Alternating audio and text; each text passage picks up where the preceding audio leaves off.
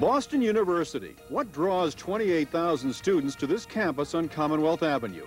Academics and urban setting, a lively interest in the arts? Play with that, explore that. How do I become this animal? Or is it the man at the top? Whether you hate him or love him, it's always different, always exciting. John Silber is back at BU, but how long will he stay? Well, I'll be the president of Boston University until I'm not. Celebrity collections. This is Arthur Fiedler's memory stand. And campus life. So tell me what you call this street. Well, I refer to it fondly as Dodge City. Inside Boston University, Colossus on the Charles, next on Chronicle. Tonight, Peter Mahegan, Mary Richardson, with Andrea Hall and Mike Barnacle. Chronicle, the New England news magazine.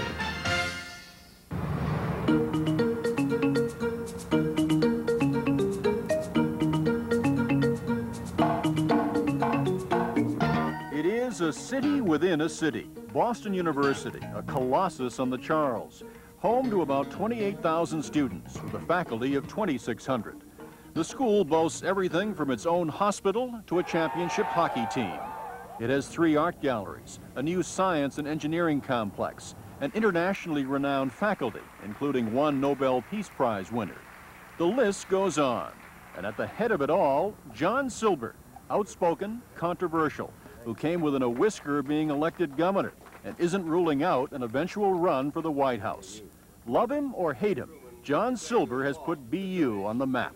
How many people across the country can name the president of Northeastern, or name the president of Boston College, or Tufts, or Brandeis? I think the Democratic Party in this state ought to understand something. John Silber, during his run for governor last year, the public would learn what students and faculty already knew.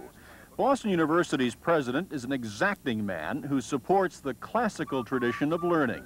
He is fierce in his convictions and unafraid to take an unpopular stand.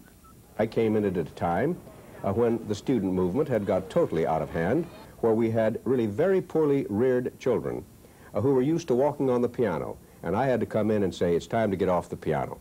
Silber came to BU 20 years ago, at a time when observers say the school lacked definition. His stated strategy: to achieve excellence, to demand more of students, bring in top-notch faculty, and upgrade facilities.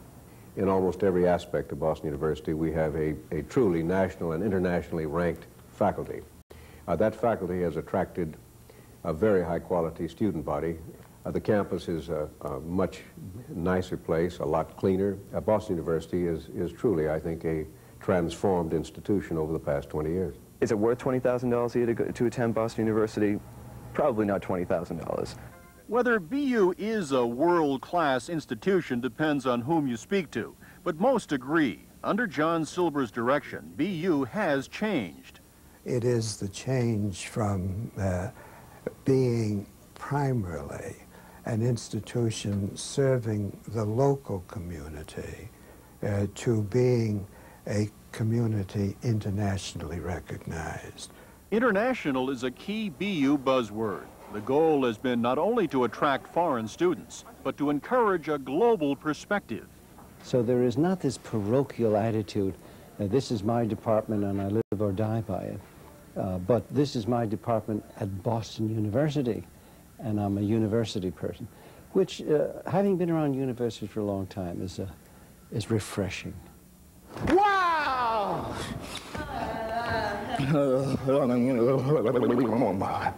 Come up slowly, loosey-goosey. It's refreshing for students as well. Letitia de Courage of Paris, France, is a graduate student in communications, but she's also interested in opera. So Letitia takes a class in the School for the Arts, acting for non-majors. And I didn't find that in France. It's great that here I am free to take also classes which are not my major. Play with that, explore that. How do I become this animal? Professor Jim Spruill says the class can benefit students of many different disciplines. Suppose you're in the School of Management.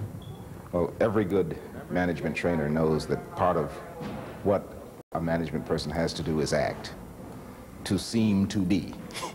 Cheat out a little bit. You don't have to cheat much. Sproul is an example of what often draws students to Boston University. He's an accomplished actor who speaks from his professional experience. The tendency is to say, okay, I have a real soppy story here. So too, Professor John Klarfeld, director of the print journalism department. Klarfeld has worked at the Boston Globe, the former Record American, and UPI. He maintains his professional contacts. If I were running someone's life, I would rather have them learn from somebody who knows what they're doing because they can and have done it. You know, that along with the urban setting of Boston University, the fact that it is in Boston, are all good things. We were very smart to put Boston University in Boston, I think. This city inside a city has its own radio station, WBUR, and student newspaper. The Daily Free Press, unlike most college papers, is entirely independent from the university. That independence is important, says John Madden, a journalism student from Weymouth. At BU, where they are so big on public relations, that's essential. I see BU as one big PR machine, and they're very wide about their public image. They don't always think about students. They think about the outside image. They think about how Silber looks at the outside world, and sometimes the students kind of get discarded. The paper has done its share of criticizing the administration. One ongoing debate, BU's investment in a biotech company called Ceregen. The company has yet to turn a profit, but since 1987, the university has been investing millions annually into what some call a high-risk investment. I've had people look over BU's portfolio, and one of the biggest keys they've told me is diversify, and they've got $70 million in one investment. That's a big chunk of change. Big enough, in fact, to equal about a third of BU's endowment. But that doesn't trouble President Silber. The investment in Ceregen has amounted at most to maybe $13 or $14 million a year, and our budget is $639 million. And it's by no means all the eggs in one basket. Ceregen is like so many issues at Boston University. People fall into two camps, pro-Silber and anti-Silber. For all his criticizing, even John Madden admits, having Dr. Silber to kick around is an education. He's so colorful that it makes being a print journalism major at this school very interesting. Whether you hate him or love him, it's always different, always exciting. And that's, I think, having him as president, I like that a lot. There was a news report this week, Peter, that BU is coping with a serious deficit. A serious deficit, Mary, on the order of $4 million. They have a hiring freeze at BU. They're doing away with non-essential spending.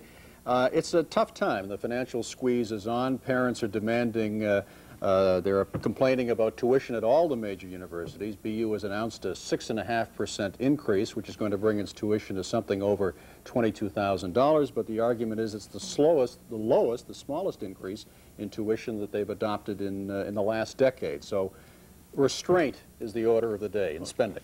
Chronicle will be right back. Coming up next, foreseeing Silber's future. He's back physically in his office on Bay State Road, but his mind is definitely elsewhere.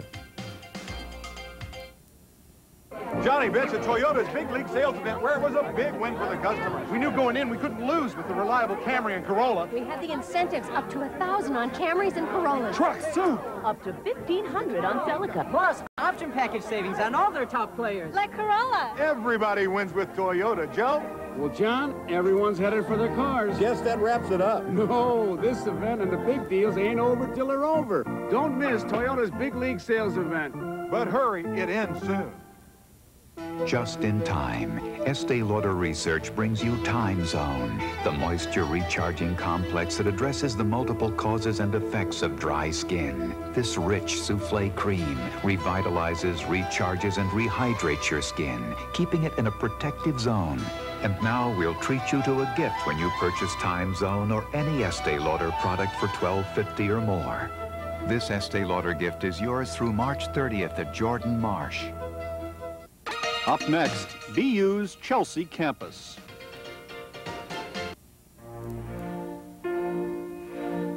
It's happening. Some people are climbing out of their imports and getting into the 1991 Buick Regal sedan. Why? One simple, overwhelming consideration. Quality. Buick quality. It's something you might want to get into yourself. Regal from Buick.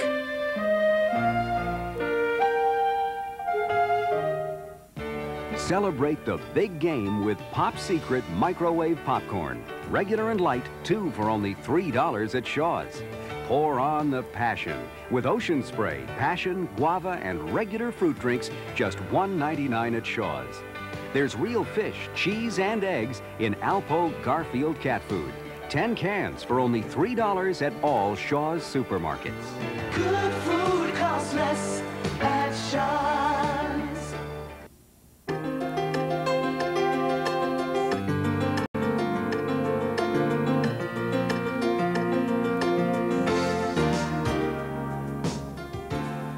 Boston University began as a small theological school in Newbury, Vermont. The year was 1839. The school moved to Concord, New Hampshire in 1847 and to Boston 20 years later. By the turn of the century, it was evolving into a comprehensive university, although theology was and is an important part of its identity. The BU School of Theology produced the Reverend Martin Luther King, among other notables. While at BU, Dr. King was influenced by the longtime dean of the university's Marsh Chapel. The influence of Howard Thurman is still being felt. We have many contacts in the world. He was a preacher and a philosopher. But again and again, there are contacts without fellowship. A man who believed in commitment to oneself and to one's community. Today, the legacy of Howard Thurman is still alive, thanks in part to Dean George McKechnie. Staying true to your own authentic, he would say, idiomatic identity, but transcend it as you share your common humanity. McKechnie works with BU students of all disciplines, encouraging community involvement. He came to BU a mere 62 years ago, back when the campus had a different look. They would invariably pat the cows that were grazing on the so-called new campus, about where Mulgar Library is now. There were cows? There were cows grazing on the campus? Wasn't I foolish not to have pictures taken of this, and then you'd really believe me, wouldn't you? The value of community involvement stressed by Dean McKechnie can be glimpsed in the Chelsea Schools Project, a partnership between BU and Chelsea to improve the city's troubled schools. 2 years after its inception, people like Theano Rodriguez see progress. Theano is a BU alumna. She's also a tutor to Betania Diaz, who has just learned to read her first book. Look, Dick. Look, Jane. They gave me my first chance at being able to do something with my life. And I feel I owe BU an awful lot, and this is a way of repaying it. 2, 3, 4, 5. Tutoring is just one facet of the Chelsea project. Initially, BU's involvement was the source of great debate. He's a school committee, but even now, not everyone in Chelsea welcomes the university. His findings are that BU doesn't have such a great track record in Chelsea. For journalism student John Madden, the Chelsea project is a source of reporting material. Now a senior, Madden is pleased overall with the education he's received here, but he objects to BU's trumpeting of its faculty stars, Elie Wiesel, for example, or the visiting professor Saul Bellow. It's not as if Elie Wiesel teaches 5 classes, every day. He teaches 1 class a week. It's not as if Saul Bellow has open office hours. He doesn't. Are these faculty members involved in undergraduate education, the superstars whom you referred to? Well, I think many of them are, not every one of them, but we keep our eye on that at all times, recognizing that it's necessary to reward faculty for paying attention to undergraduates and not simply to reward faculty for engaging in publications or just graduate teaching. Silber and his faculty have had their share of battles over the years, though some say the lines are softening. Jim Spruill was chair of the Faculty Council last year. There are still a number of issues of governance of the university that are points of contention between the faculty and the university administration. On one point, the people we talked to agreed. The caliber of the faculty, they say, is impressive. As for BU's students, the answer is equally positive. They're better. I think the students basically are inherently smarter, and I think they're inherently more talented. They are very, very bright because of the communication systems we have in the world. Dean of Students Norman Johnson is caretaker to a large and multinational student body. His view is contrary to a BU stereotype, one promoted by Lisa Birnbach in her 1984 college book. It is very much a stereotype, the Jewish American princess, the Long Island, half of Long Island getting up in the morning and going to the Union. We have the second largest population of foreign students in an independent university. So therefore, we see a lot of different cultures, and we take advantage of that. So the students here are used to seeing Kuwaitis. They're used to seeing Israelis. They're used to seeing Afghanistanis. They're used to seeing Pakistanis, et cetera, et cetera. So they're much more worldly. But yeah, it's, yeah. But it's You want different. to say, okay, for the TV we can say, but the truth. Tell the truth, yeah. Today, Dean Johnson is visiting the infamous Warren Towers, a predominantly freshman dorm. I remember the days of trying to sneak kegs into Warren Towers, which I assume they still try to do. The stereotype of BU dorm life is rich kids ready to party. But Frank Floyd, a sophomore engineering student from Roxbury, gives a different picture. Everyone understands when people have to study. And the RAs do a great job, too, so it's not that, it's a great atmosphere. So tell me what you call this street. Well, I refer to it fondly as Dodge City. 35% of BU's students live off campus, many in family neighborhoods. Quiet study is not always on their minds. But Joe Amorosino, the university's director of community relations, has some party guidelines. If they don't follow those guidelines, you're liable to show up uninvited? I'm liable to show up. We're liable to have the police show up. We'll have complaints from neighborhood people. And the next thing you know, they'll end up in the Dean of Students' office before us for a disciplinary meeting. The major guessing game at BU these days is figuring out President Silber's plans. Will he retire? Will he run for public office again? He's back physically in his office on Bay State Road, but his mind is definitely elsewhere. Silber denies that charge, saying he's deeply involved at BU. But when pressed, appears to be doing a bit of a dance.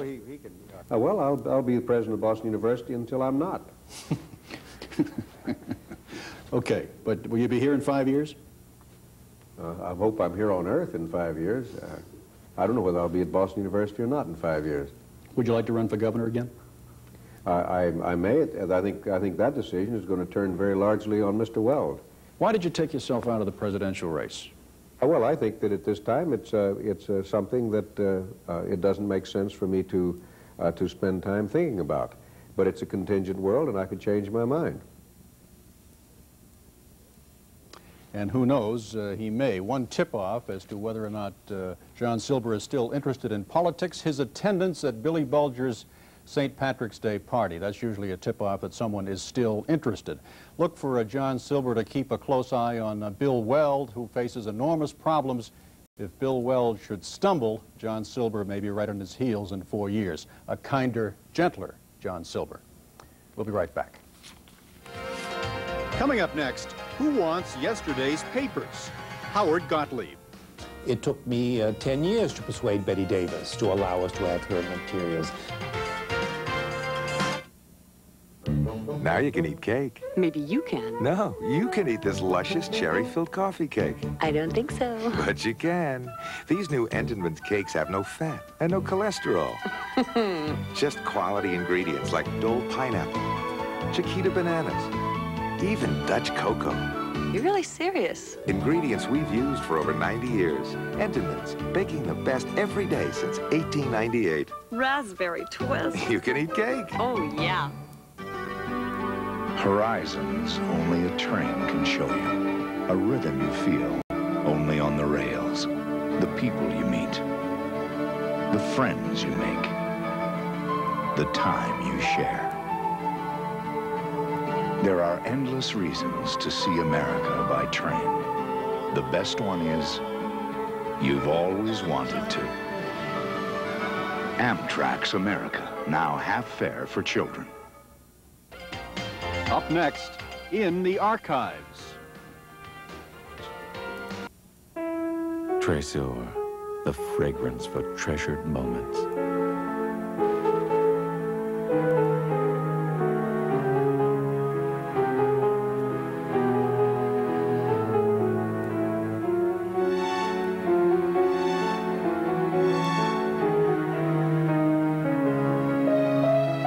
Trésor, the new fragrance from Lancôme, Paris. You'll find it at Filene's. It's cheese that makes a meal. Cheese that makes a party. It's a yogurt selection that's absolutely the berries. It's cream for dipping and cream for whipping. It's juice that is simply exotic and juice that's exotically simple. It's the dairy department at Stop and Shop. And today, it's a lot more than just milk.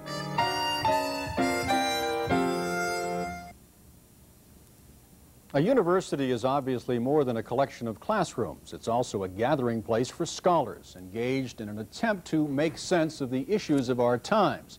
That involves the expected activities of reading and writing, but it also includes some unusual methods of researching and reflecting our world. Boston University. What you see is not all of what you get. In back rooms along Commonwealth Avenue, much of the work of the university goes on quietly. And what will control the angle of the slope? Yeah, the slope. The Center for Remote Sensing, where geology, geography, and archaeology come together in one science by using pictures from afar. The center's director, Dr. Farouk El-Baz, has been using satellite photographs to study the polluted Boston Harbor. And we hope that in the future we would be able to take a single image from space to monitor the cleanup of the Boston Harbor itself. Down the avenue, in one of BU's art galleries, a new exhibition is opening. It's looking at an optional view of photography, not in its documentary mode, but in contrived images that convey fantasies, fables, and fabrications. And on the 5th floor of BU's Mugar Library, a collection of 20th century archives, claimed to be the largest in the country, if not the world. It includes the personal papers from Martin Luther King to Betty Davis. Literature, poetry, journalism, civil rights, diplomacy. Dr. Howard Gottlieb, director of the BU collection, has just acquired the personal papers of screen star Myrna Loy. It is his 1,500th acquisition. Every single one a personal accomplishment. Shall I show you the scars on my knees and my legs? Begging, persuading, wheedling. It took me 10 years to persuade Betty Davis to allow us to have her materials. 10 long years in which she checked up on me and sent people to check up on me, and finally she agreed to let us have that collection, which consists of over 200,000 items. Gottlieb is a master collector. His office is itself a museum. This is Arthur Fiedler's memory stand. He kept this beside his bed to memorize the scores before he would conduct them at the Boston Pops. The BU collection is not simply a mass of memorabilia. It is a body of research material that Gottlieb says attracts outstanding faculty and, in turn, outstanding students. But can BU remain a strong, viable institution at a time of rapidly escalating costs for both universities and students?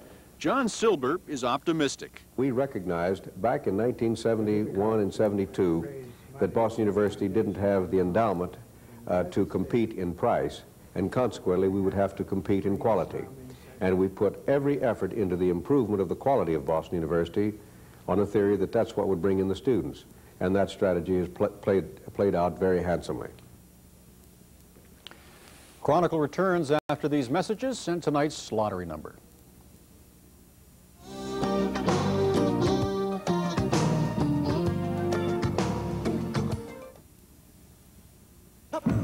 Now there's a whole new kind of fried chicken. New light and crispy from KFC. Give me no skin, give me all taste. Give me. The taste will get all your attention. Give me no skin, give me all taste. New light and crispy from KFC. No skin, so it's light. All taste because it's marinated with 11 herbs and spices. Give me no skin, give me all taste. Nobody's cooking like KFC. How easy is it to own a new Mercury Tracer?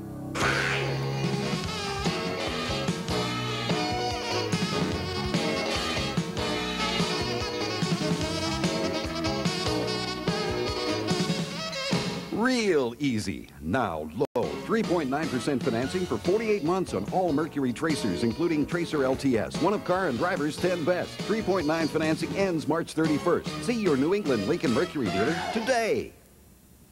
Dear Walgreens, I'm a clinical dietitian. When our hospital ran short of an important dietary supplement, I remembered Walgreens. Because your pharmacies can communicate through their computer network, you located the supplies I needed in a few minutes. Isn't it nice to have the Walgreens pharmacy network nearby? Here's a good as gold photo finishing special. Get a second set of color prints for 99 cents, up to 36 extra prints. Next day, next door, from Walgreens. Johnny Bench at Toyota's big league sales event, where it was a big win for the customers. We knew going in we couldn't lose with the reliable Camry and Corolla. We had the incentives up to $1,000 on Camrys and Corollas. Trucks, too. Up to $1,500 on Celica. Plus, option package savings on all their top players. Like Corolla. Everybody wins with Toyota, Joe. Well, John, everyone's headed for their cars. Guess that wraps it up. No, this event and the big deals ain't over till they're over. Don't miss Toyota's big league sales event. But hurry, it ends soon.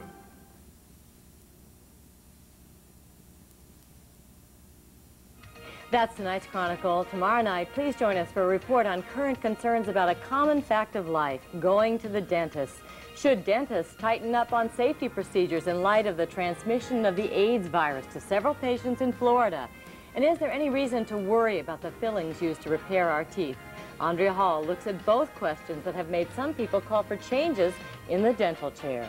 Also tomorrow, the Alvin Ailey Dance Troupe. They're performing in Boston this week after taking their special magic into public school classrooms last week. We'll witness their joy in movement and meet the woman in charge of shepherding the troupe through fiscally challenging times. And Mike Barnacle unloads his opinion of the week. Tomorrow night on Chronicle. Thanks for being with us. I'm Peter Mahigan. And I'm Mary Richardson. Good night. Good night.